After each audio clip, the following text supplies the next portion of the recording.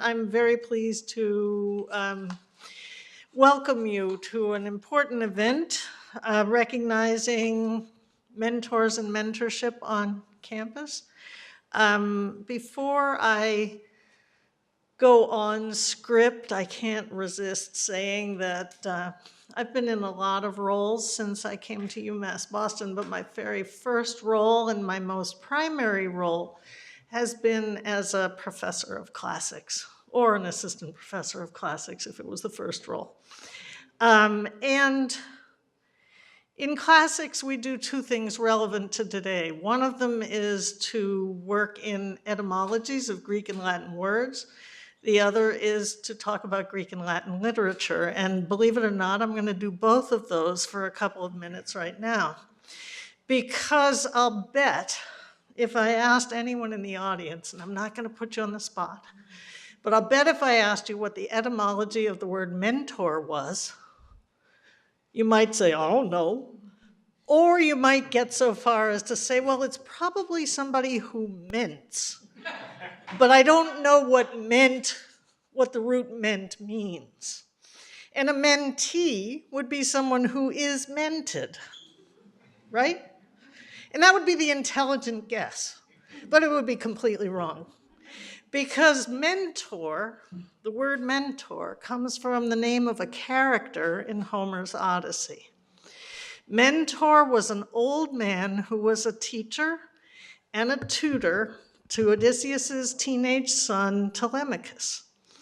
And when Telemachus goes on his own mini Odyssey for the first 4 books of the Odyssey, trying to find his father, who has been missing for all of Telemachus's life, and trying to come of age in the process of looking for his father, he's accompanied by Mentor, his teacher, who is a kindly old man who has a fairly small role in the Odyssey, but he took on a big name.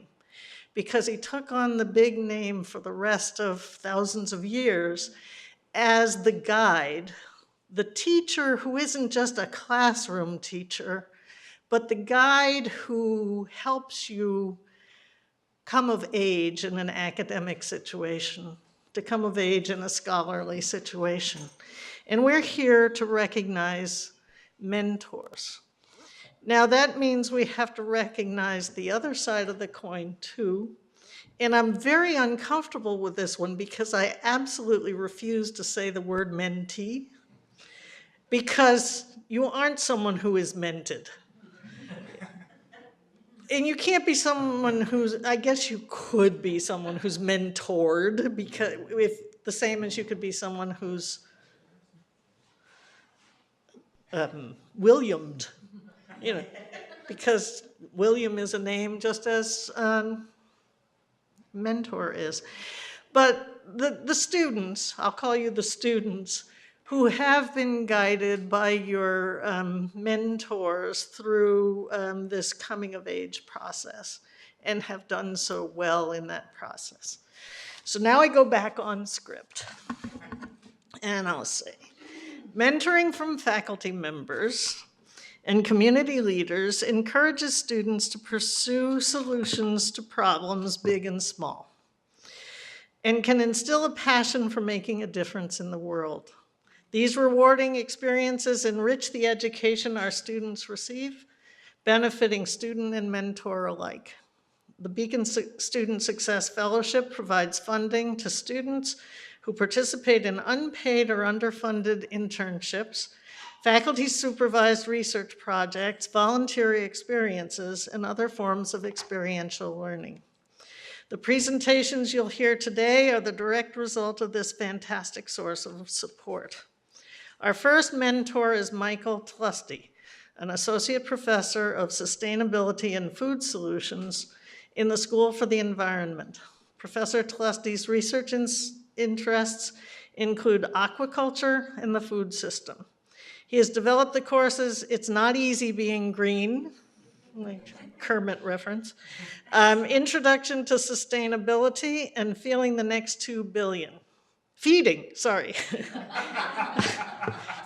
the Next 2 Billion. His students start with the premise that food is central to our identity, then move on to a deeper understanding of how food reaches the table.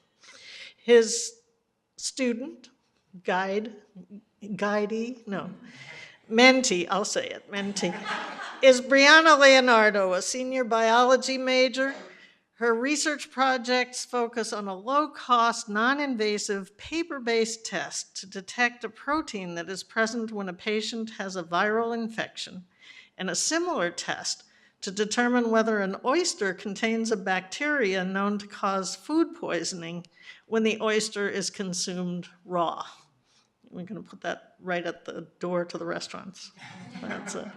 But so please come up, and I will be listening to Michael Telesti and Brianna Leonardo talking about a low-cost technology that could save lives. Thank you.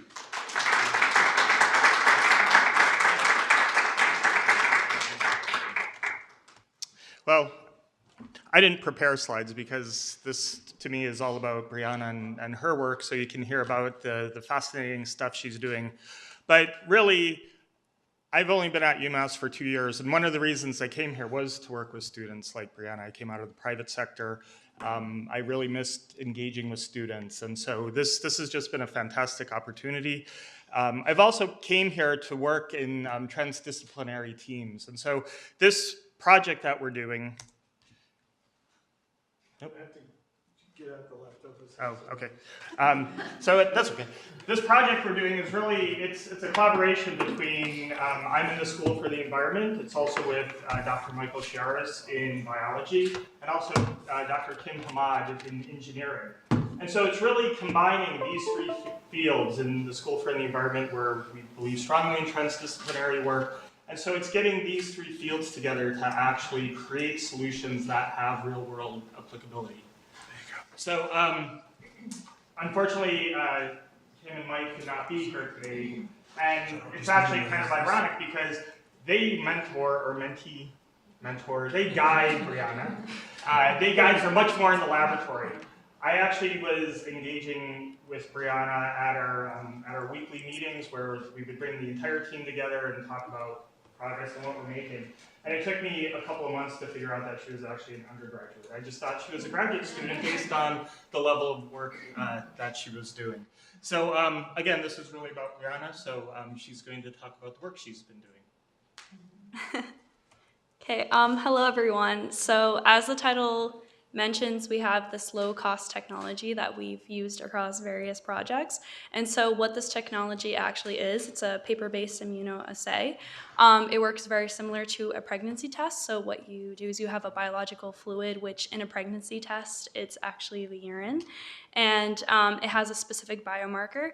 And then the fluid goes up the strip by a capillary action. And then the biomarker that's in the fluid and the biological sample, it binds to the test line and the control line. And on both the test and the control line, there's actually nanoparticles, which then allow a colored spot to appear on the test, which can be read by the naked eye. As some people may know, with a pregnancy test, you just simply put the urine sample, and then it'll tell you in a couple of minutes whether or not you're positive or negative. This same technology is what our lab develops for various other problems as well. And so there's a lot of different pros in using such a technology to address medical issues as well. For example, there's no electricity involved or specialized medical facilities. So this is great for various communities. For example, my own community in the Azores, we're islands that are located off the continent. So sometimes when we need certain medical care, certain medical access, we actually have to travel to the continent. So what this technology can do is actually bring the medical care directly to those populations as well. You also get an answer within minutes. You don't have to wait days, so you can address the issue right then and there. And it can be used by anyone as well. Just because it tells you positive or negative, you don't need a specialist there. So it allows these populations to be self-sufficient in their own medical care. It's also portable and low cost, which is #1 priority. You always want to make medical care more affordable. And so one of the issues and one of the projects I worked on over the summer, thanks to the Beacon Student Success Fellowship, was actually addressing what is considered one of the biggest public health challenges of our time by the CDC. and that's the antibiotic microbial resistance. And so, as the CDC cites, there's about 23K deaths a year in the United States just from microbial resistance. And one of the main contributors to this issue is the misuse and overuse of antibiotics. So, for example, when a patient comes in with an infection or an illness, it's really hard to determine whether or not it's bacterial or viral because they have very similar symptoms. And sometimes antibiotics are given for viral infections, which actually don't treat the illness or help the patient at all. It actually sometimes kill their good bacteria that they have, which we need for, the microbiome and the immune response as well. I actually had a similar situation happen to me a year ago. I had an infection which they did not know was viral until 4 antibiotic prescriptions later, and they thought it was the antibiotics, and they were giving me the wrong one when it was actually a viral infection from the beginning, which which is something that's very common in the United States. It just tends to be the go-to, just antibiotics for everything. So what specifically our technology was detecting to address this issue was MXA, which is a protein that has higher levels with a viral infection because of our immune response. And these MXA levels tend to be high in children but low in adults. So there needs to be some type of technology that can be specific enough to detect these low levels as well to address both the children population who need to develop this good microbiome and adults as well. And so through the mentorship that I had with Professor Hamad, I was able to work on this project for the summer, and I really enjoyed working in her lab. I didn't just sit around and work on a lab bench as well, but I was involved in the process and got to experience everything that you would as a regular scientist, involving just writing, literature review, all the different aspects to push myself as a student. And as a result, I also got to help with writing, and I'm an author in a paper that's under peer review right now. So when it gets published, I hope you all read it. So another issue that we address with the same technology, thanks to the mentorship of Professor Talasti, is trying to detect Vibrio paramolyticus, which is present in roy oysters in their tissue as they filter feed. The populations of Vibrio tend to explode in the summer because of the warmer weather. So because of this larger population, it's easier to have oysters that are infected with Vibrio. And as it's common in our local community of Massachusetts, in the summertime, people like to eat the raw oysters. But the problem is that it doesn't taste, smell, or look any different. So it's hard to tell if the oyster you're consuming is actually infected with Vibrio paramolyticus. And as a result, it can lead to food poisoning, intestinal distress. And the only way that we have currently to solve this problem is actually by cooking the oyster, which goes against our cultural norm. And so there definitely needs to be some type of rapid diagnosis for Vibrio, not just for the infected consumers, which are about 80,000 cases a year and 100 deaths a year just in the US alone, but also because of the economic costs as well. We can't really tell which oyster beds or which farms are actually infected. We just shut down entire farms or beds just to be on the cautious side when there is reported cases, which most people don't report as well. And so that can lead to $40 million lost just in Massachusetts alone and $319 million in the US. So not just for the health concern, but we also want to help with the economic costs of this issue. And so what I've been working on for the past year as my senior thesis is actually trying to have this paper-based test detect Vibrio paramolyticus in the hemolymph of oysters. And so what I've been able to accomplish so far, thanks to the mentorship of Professor Haman and Professor Talasti and Professor Sheres, is actually detecting them at pathogenic concentrations in the actual hemolymph, and also isolating different bacteria from the hemolymph itself so we can use them as positive and negative controls to test how specific these dipsticks, these paper-based tests really are. Because the hemolymph tends to have such a microbiome, you want to make sure that it's not a false positive or a false negative as well.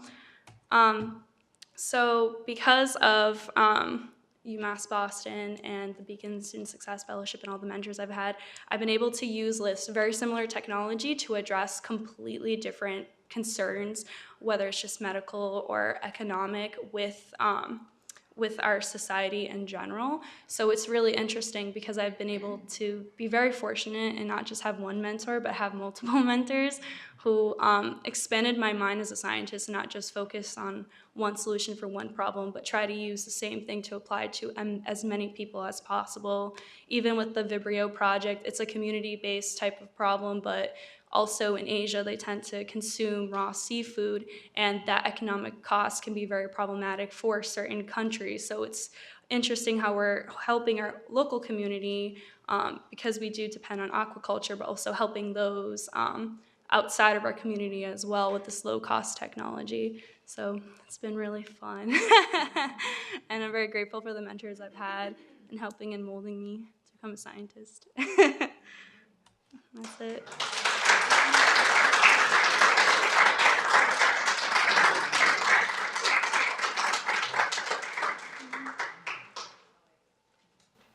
Does anybody have any questions? Yeah.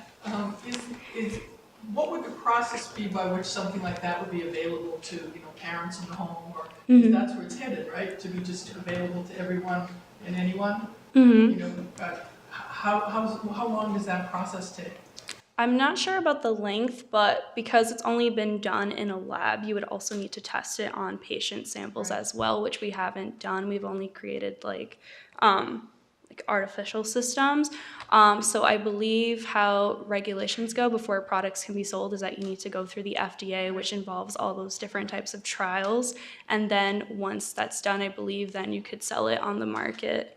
Yeah, so certain rounds of that campus can go so far. Yeah, right? exactly. And then it goes out to other, I see. Yeah, exactly. So, can you test it only in the patient that might have the disease, or can you test it in the oyster?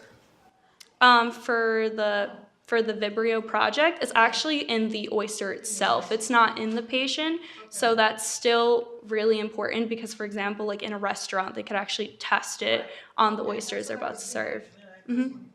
Yes. Yeah, and you can go to the particular bed and decide if your oysters Yes. are infected or not, and don't close down the ones that aren't. Yes, exactly. That's the goal, to help save with like the product loss.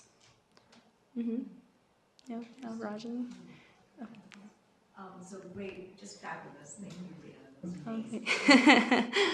I'm really curious to know how you got interested in this particular topic, Mhm. whether it was something that you came to through your working with a faculty member, or is it sort of an idea you had that then got developed under your mentor's guidance? So just curious about, coming to the research topic. Oh, sure. So I wanted to join Professor Hamad's lab after seeing her presentation that she had at the McNair, and I was really interested in that because I do have a focus in the health disparity and reaching those vulnerable populations, specifically because of my own personal experience with my family and all the situations they had to deal with in the Azores. So when she presented it, she used the same technology to detect Zika, dengue, and chikungunya, which is something that my family kind of also struggled with because I do have family that were from Brazil as well, and that was also a scare of them. So joining a lab that could also apply to me personally, that was my initial drive. But then I decided to stay in the lab because I found it really interesting, like all the different uses you could have for the simple project, and I like diversity and having people from different backgrounds as well, because you get different conversations. Because we have people who do chemistry, and then we have environmental science and biology. Yeah. Yeah. Yes. For those of us who are not familiar with pregnancy tests, what fluids do you use for the viral bacterial test? So that one is meant for more of a saliva sample, while a pregnancy test is actually urine. Yeah, but it's like a similar type of mechanism in the actual like device itself, but different samples, and it's looking for different markers. Mm-hmm. You photo of the oysters, you had cocktail sauce. Is that part of the Exactly. That's how we test it. all the results come from that. We go out to eat all the time and got to read the paper. Yes. It's more just a comment, Brianna. You did a fantastic job. Oh, thank you. Representing the Beacon Fellowship and your professors that have mentored you along the way. So we're really glad that you were able to come up and present on this work. It's really clear your evolution. Big things to come. Huh? Oh, I hope so. Oh,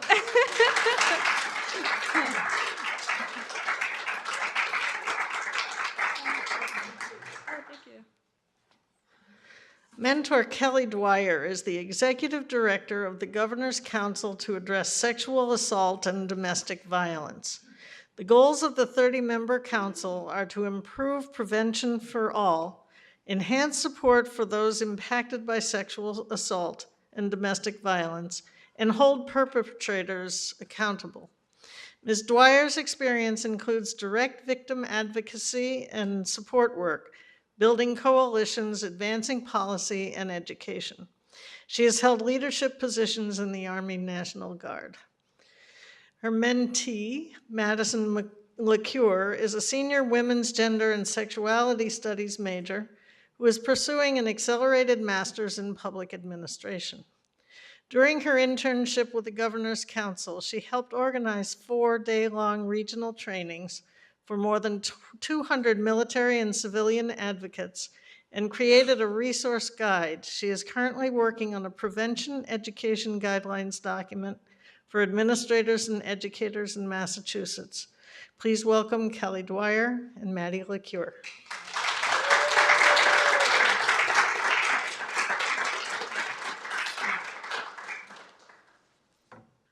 Hi, everyone. So thank you for the introduction. Again, my name is Maddie. I'm a senior here at UMass Boston, and this is Kelly.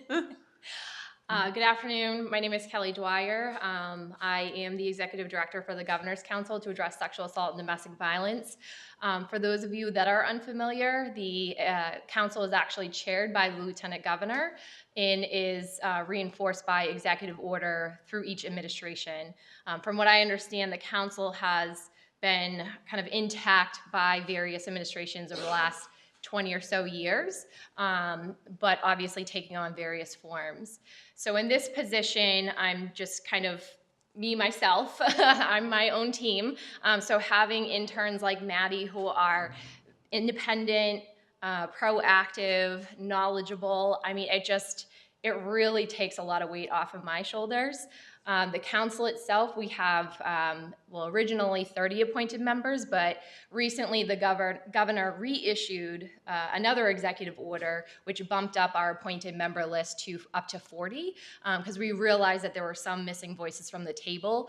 The entire council is volunteer-based, so everybody that comes and supports the work, it has various professional backgrounds in mental health, direct service support, DA's offices, law enforcement, hospitals, education, and more.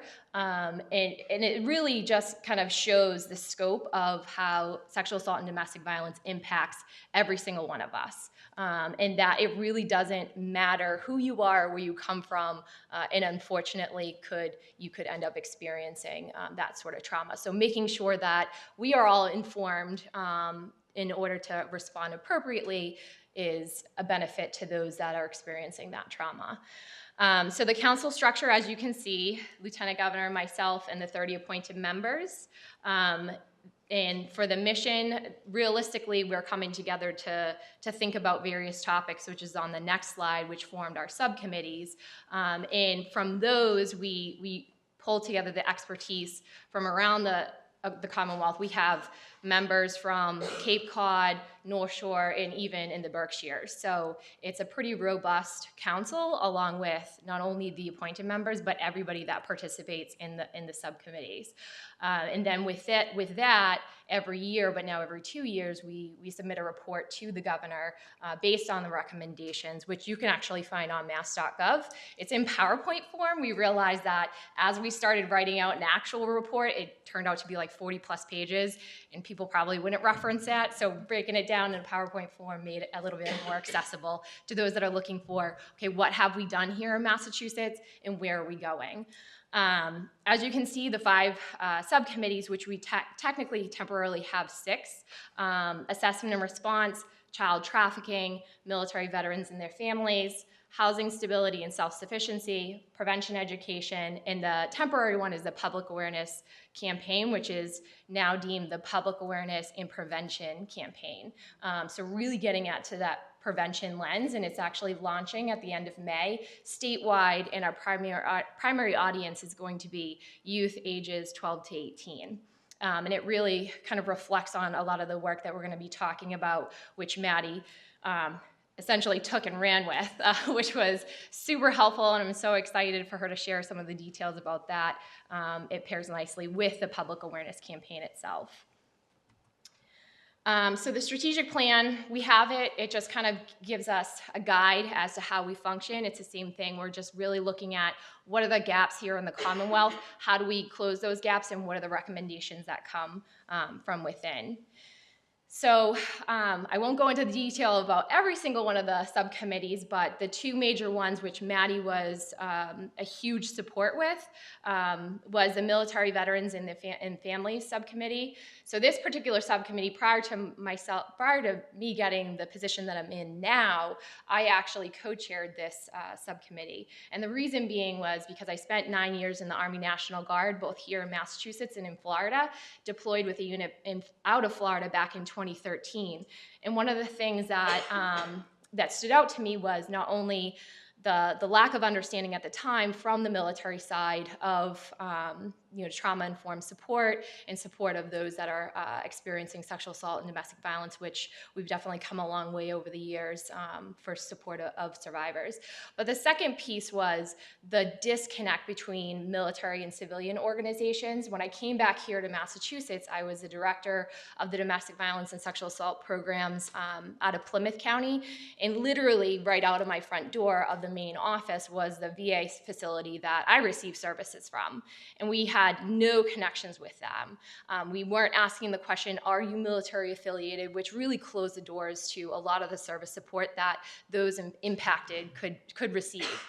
And from what we were finding was that a lot of people from the military side wanted to disclose to somebody outside of the military because they felt like they could keep that confidentiality and not have any sort of retaliation for that.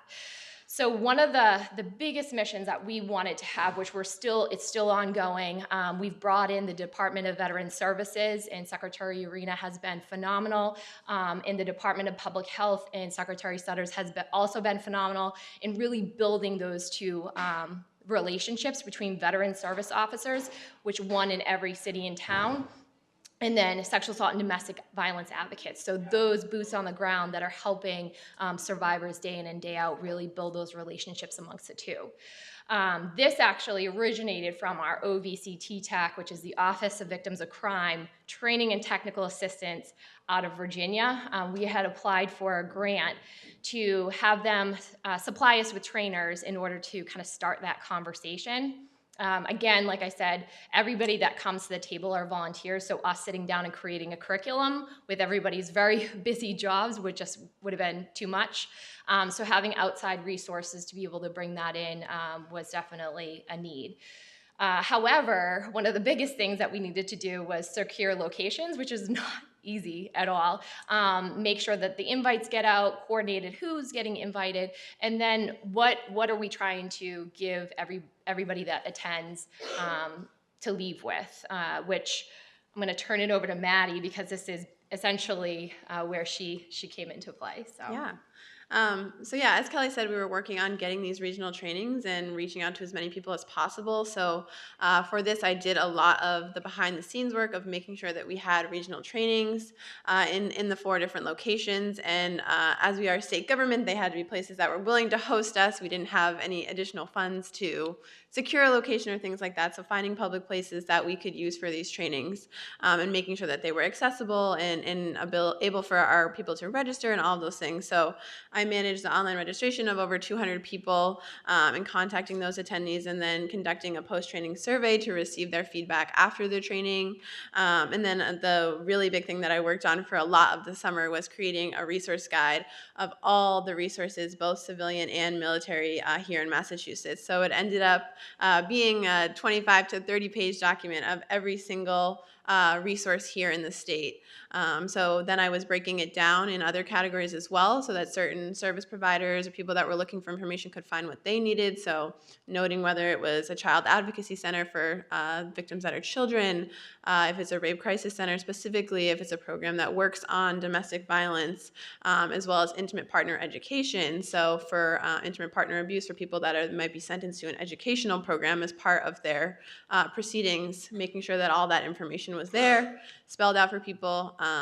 So it took a lot of work to go through the entire state and find these things and also find the military contacts.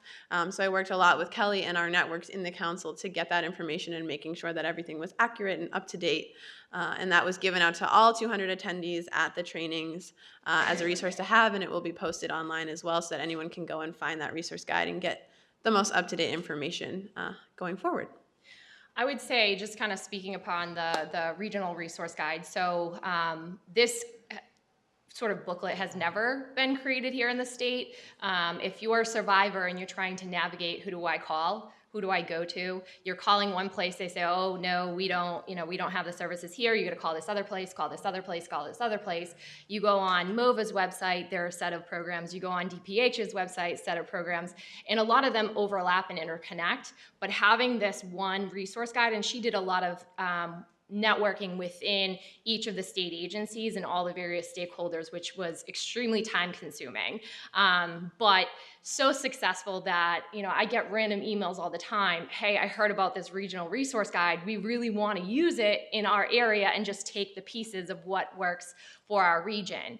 And one of the other major issues that Maddie really had to work through is the catchment areas. So each of the programs, so you have DCF that has regional areas that overlap with DPH funded programs that have catchment areas that then doesn't really make sense to break it down by county, but really just sectioning off the state and then listing out the counties at the top and say, hey, these are where all the programs lie and here are all their numbers.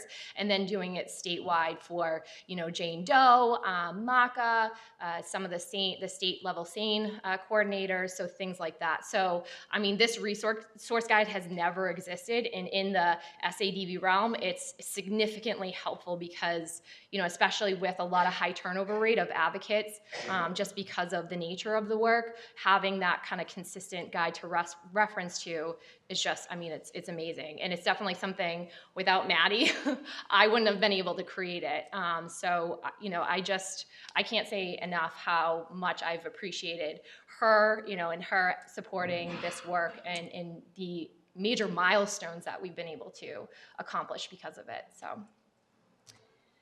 So the other piece, which is the prevention education work group. So I will say that one of their biggest missions was creating what is called the skills chart. It's still kind of under development, so we couldn't provide you all with the document yet. However, it will be released within the next couple of months.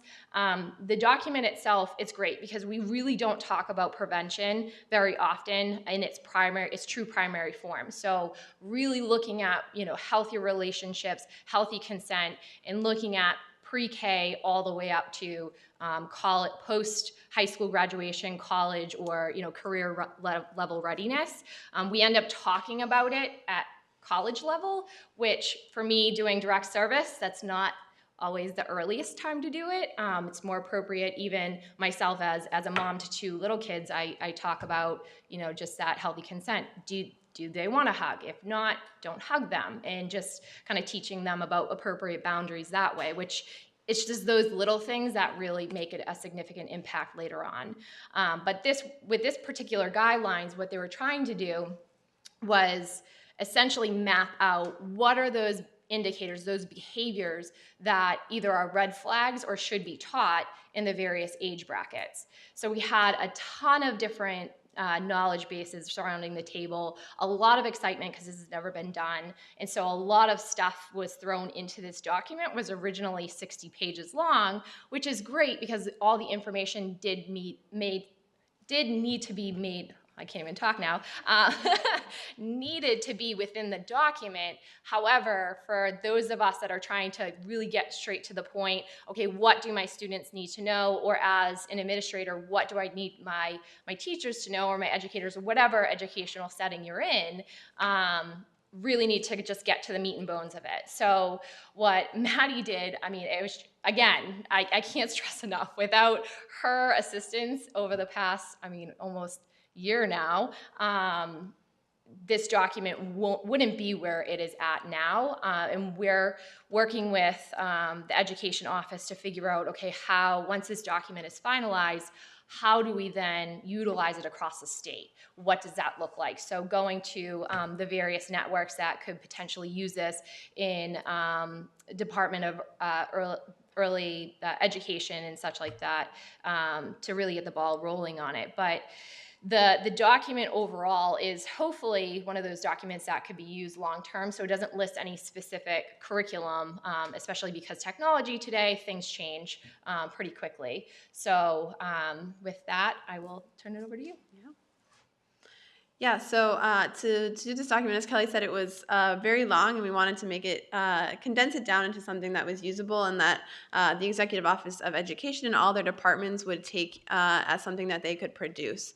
So lots of great work that had went into it, and trying to just neaten things up and finalize the document. So I did a lot of background research on what were good, reliable sources that were giving us prevention education curriculum, that were giving us standards, guidelines that students should be meeting in the different age groups, and pulling those all into the document. So we ended up making a skills chart for every grade level. So it's broken up from pre-K to K, 1st through 4th, 5th through 8th, and then a high school level 9th through 12th. And by that point, when you get to 12th grade, of what you should be prepared for when you're moving on to the next stage, which might be higher ed, might be going into the military, might be going right into the workforce, that if you've gone through this educational process, you'll then be prepared to be a prevention advocate and to know the differences and what's right and wrong, and not perpetrate, and hopefully not be victimized as well. So we edited that document, and making sure that every single thing that we were pulling from was coming from a reputable source, using things like the Massachusetts Social Emotional Learning, that's what that image shows, really figuring out how can we condense this and focus it on a few different areas. So we found that social emotional learning is a huge piece of that, that even if you're not explicitly talking about the violence itself until later in middle school or in high school, that you're talking about building healthy relationships. Who do you look to when something's going wrong, when something's doing something that doesn't make you feel right, that when someone is being mean to others, things of that nature that are those building blocks to then prevent this kind of violence that we see later in life. So preventing the assault and domestic violence that we see later in life. So we're hoping, we've been working with EOE a lot, me and the other intern, Kira, we are just in the final processes of finishing this up and then getting it out hopefully as a rollout that EOE can use to schools in a shorter document frame that educators can read through easily and see, yeah, this is something that we should be implementing in the state. Yeah. So I'll talk a little more about just my learning experience. So working with Kelly has been really amazing, and as a women and gender studies major, so many times people would ask me in my younger days, and even still now, what the heck are you going to do with that? What does that mean? What are you studying? What are you doing in the classroom? How are you going to translate that into a career? And I really found that policy and government was a way that I can see myself doing that. So I have a particular interest in sexual violence prevention work. That's what I've done a lot of my undergraduate research on, and learning in the classroom, and how can we now see it in a higher level, looking at it from a perspective of government. So I've gained so much institutional knowledge of the state departments, the services they provide, all the SADV providers in the state. From creating that guide, I now know so much more than I did before, and advocates in the ways that they're working on this in their daily lives. And also understanding the challenges in public policy, that it's really hard to get things moving, but that you need to have all those people, from providers to the different state departments. Everyone needs to have a seat at the table, and inviting the community and everyone to be a part of that. And I think the council is a great way to do that, with so many members and work group members from all different realms that can really help us move that forward and make sure everyone's voice is heard. And yeah, just gaining further knowledge of SADV, seeing it out in the world, outside of the classroom, and approaches for prevention and support for survivors that I can bring back to campus as well.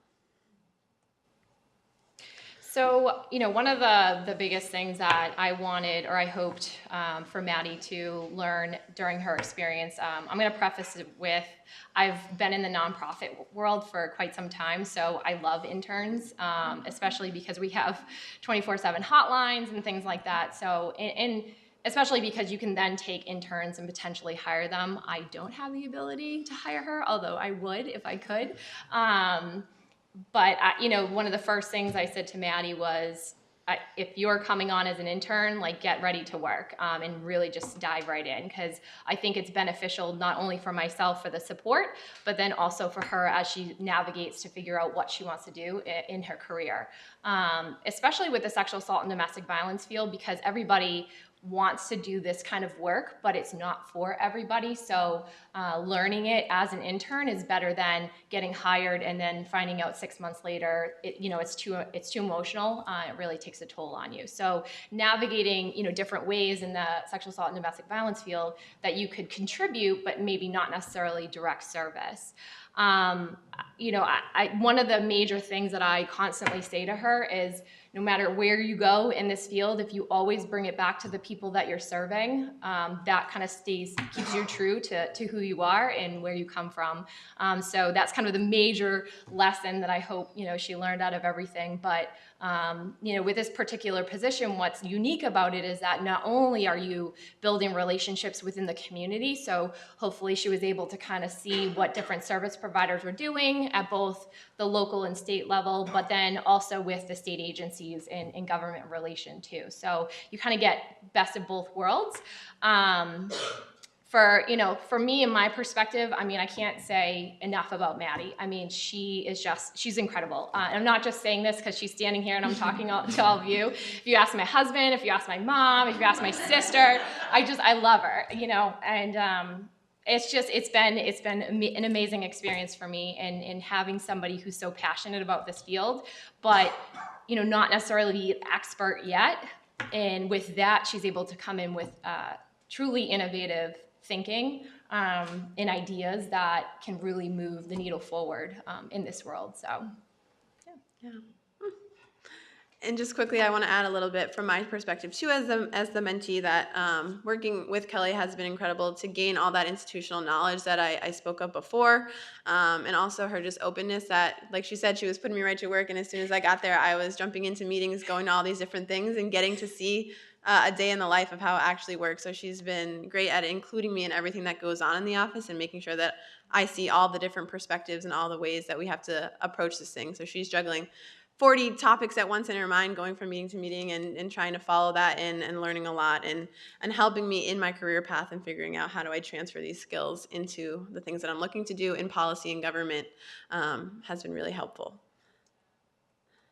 And then lastly, just to connect it to UMass Boston, our public effort to make social change through policy, I think as a university, that's something that we really pride ourselves on, is making our students these social justice advocates that go out and do a lot of great things in the world. So the mission of the council, is similar to our research efforts here at the university and serving students in the community. And I strive to bring all the things I've learned back to my work in the Office of Student Leadership and Community Engagement, in my role as an RA in housing and residential life, and when I was a peer mentor for a sexual ethics first-year seminar. So having difficult conversations with students, being open about it, being able to be a resource in all the things that I've learned and bring it back here has been really impactful as well. So anything else? That's it. Questions? Thank you.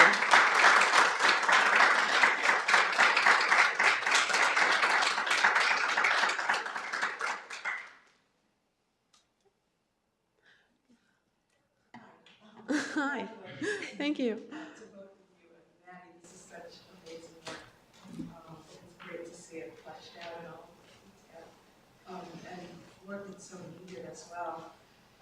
So you mentioned, each of you, I think, in different ways, that there were some sort of innovative and creative approaches that came out of this project that Maddie was was bringing, and so I'm wondering if you could talk about one or two of those, some of the new ideas that you were bringing in, or that you came upon as you were doing this work. So I think with the prevention education subcommittee in particular, so the skills chart, or we should call it the guidelines, because the skills chart is only a piece of that.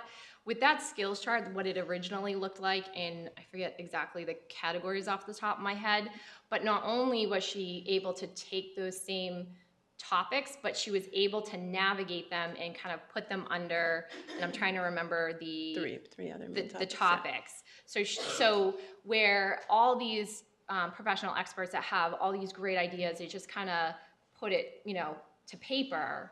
And as you're reading through it, in ways it did make sense, but it was also repetitive.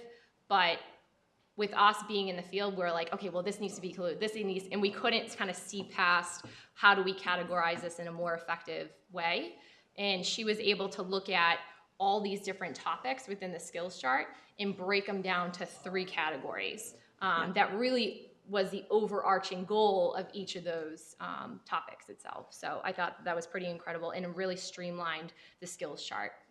Yeah, so there was tons of different categories within this chart, and I tried to really, through all my research, narrow it down. So I made like 3 overarching topics. So it was healthy relationships, social awareness, and self-awareness. And through like all the research in social emotional learning, I felt that those were the 3 most important things that we could hit everything we were trying to say in just a more condensed version. And then I think too for like the prevention campaign where we're working and connecting with youth, it was helpful to have myself and the other intern have our perspective as students that still aren't really like youth and in high school, but to have our perspective on what the kids are doing these days, which I don't even know sometimes, but how they're using social media, how they're talking, the language they're using to make sure that we're making the campaign relatable, and really focusing in on like how do we narrow down again to another topic and making it about healthy relationships, that it's not just dating relationships, it's friendships and dating relationships, that you deserve respect in all of those ways. So yeah. Yes. Thank you for that wonderful presentation. And Maddie, you'll have to keep coming back and speaking to our students in the Women's Gender Sexuality Studies department about what can you do with a degree. Yes. In that. And I was just curious, it seems when you were speaking that it's such an enormous task that you looked at all these resources across the state to develop that guidebook. And if you could speak a little bit about what were some of the challenges that, in the networking you were doing and making a decision about which should be included, but which resource shouldn't be included. Yeah. Is there anything that stands out? Yeah, I mean, we did our best to include everything and then categorize within that. So anything that could be a provider. And then listing in the beginning the overarching state agencies. So if maybe you couldn't find what you're looking for, you can at least connect with Department of Public Health, different offices on that state level that can connect you to the specific resources. But as Kelly said, there is a lot of turnover in this field. So we didn't put any specific names of people that they contact, but rather the website, the address, and the direct phone number that they have listed and that we know is a phone number that is going to get answered, rather than putting down names, so that if you're like, oh, I'm looking for so-and-so and oh, they're not here anymore. So making sure that it was really accessible in that way, that it wasn't too specific, but still listed every organization and at least their website that can get you the most up-to-date contact info as well. And regionally, finding out regionally, we at the beginning of the summer had we're envisioning making a big map of trying to show how do we break up the regions to make sure that we're getting all those catchment areas where only certain resources are available if you live in that county, in that city, town. So it was a lot of, that was my big summer project, but excited that it was successful and is being used. So yes. So congratulations to you both. This was fantastic. Maddie, you're such a good representation of the UMass Boston talent that is here. Thank you. So glad to see you taking advantage of these leadership opportunities. What's next? So I have one more year. I'm doing my accelerated master's in public administration. So this year I've been in the gender leadership and public policy program, which has been amazing. And then I'll finish in the public administration program next year. And I don't know yet, looking for jobs. So if you got connections, let me know. But I would love to go to DC and work on a federal level. And I'm really interested in the prevention education piece and making that mandated in states and on the federal level. So I hope you'll see me doing those things. Thank you.